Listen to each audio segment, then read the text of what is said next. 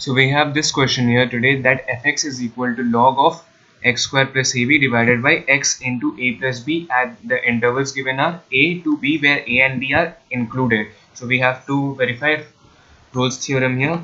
So first of all, I applied the formula of log a by b. Log a by b is equal to log a minus log b. Here a I have taken as x square plus ab and b is x into a plus b, and in this point I have applied the formula of log a into b.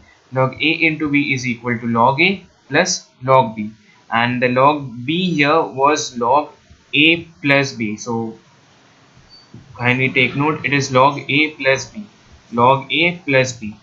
Okay, so on simplifying, I have got this equation, log of x square plus ab minus log x and minus log of a plus b. Okay, so since it is a logarithmic function, so the first criteria of verifying Rolle's theorem is over, that it is continuous. And second criteria, which is to check differentiability, we will check it here. So on differentiating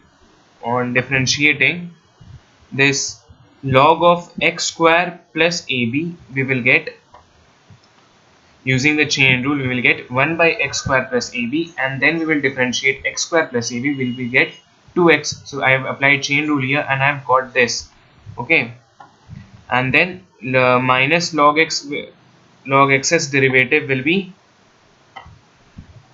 1 by x, and this whole term will become minus 0 on differentiating, since it is a constant.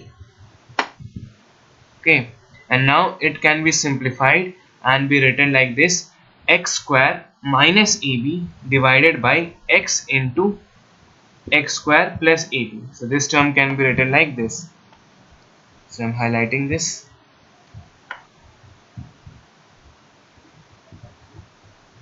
X square minus ab divided by x into x square plus ab. So on when we are talking about differentiability, we will take the open intervals of the given intervals, and when we talk about continuity, we will put close brackets. Okay, so let's move on to the next slide. So here, on inserting a, now we will check whether f of a and f of b are equal. So what was f of x? It was x square plus ab into x into a plus b, x into a plus b. On then if I keep a here in this place, so I will get a square plus ab, and this will become a square plus ab. So it will become log 1, which will be equal to 0. Okay, so this will become log 1, which will be equal to 0. And similarly, if I kept b in place of fx, in place of x in the function fx, I will get log 1 again, and which will be result to 0. Obviously now these two are equal.